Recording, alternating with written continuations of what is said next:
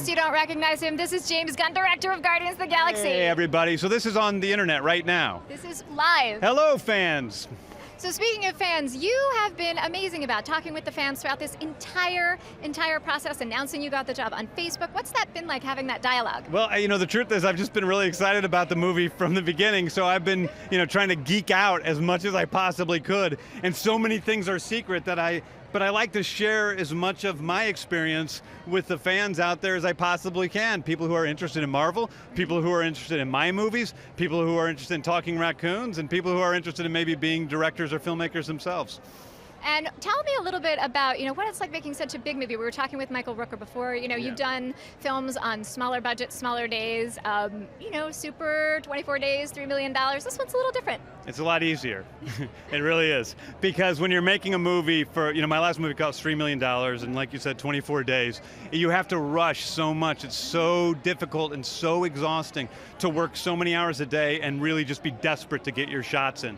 In a movie like this, it's not like I'm laid back, and I'm not a laid back person, but I had the time to really, sort of imagine the movie fully and then be able to create exactly what's in my head, and I wasn't restrained by budget in doing that, so it was a great experience. I actually have a question about that. So you've talked about the fact that when you first, were considering the job, you read the script, you looked at it, you went home and you were able to visualize it. You weren't sure about the story yet, but you could see it. Can you talk a little bit about what you saw and how that's realized itself? Yeah, that's been one of the amazing things. Actually, I was sitting yesterday in the press junket, doing all the different interviews, and I was looking at the poster and I was going, oh my gosh, that really does look exactly what I imagined on that day I was driving home from that meeting with Marvel.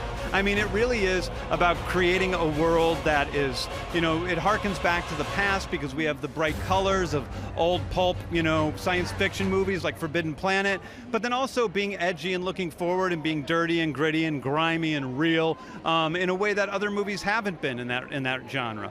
And so it's about creating this amalgamation of all the things I love, and visually I could really see a way of using colors, both the good colors, the bad colors, and the ugly colors. And it was an exciting revelation for me, and I think the coolest thing has been that everyone has sort of realized along the way what I was talking about, whether it was our production designer, Charlie Wood, our costume designer, Alex Byrne, our makeup effects artist, David White. They all sort of got what I was saying and improved upon it and made it what I wanted, but a little bit better.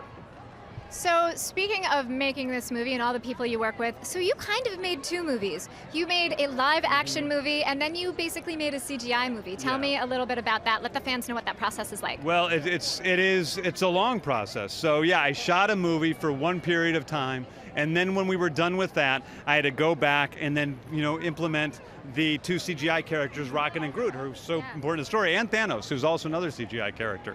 So it was like making two movies. It's like making a regular movie you're filming and then making not a Pixar movie because it's much rougher than that, but another movie. All right, last question. I answered your question with exactly the question that you asked me. You asked me, hey, was it like making two movies? And I said, hey, it was like making two movies. All right, so we're basically in simpatico, right? Is this your superpower hero? Can you mind read? Yeah, I think that's what it is. I can mind read, especially when people are speaking with their lips what they're thinking in their brains. Then it comes to me completely. All right, watch out for him. He's a scary one. I have to let you go. Have a fantastic time at the premiere tonight. Yeah, thank you so much. I appreciate it.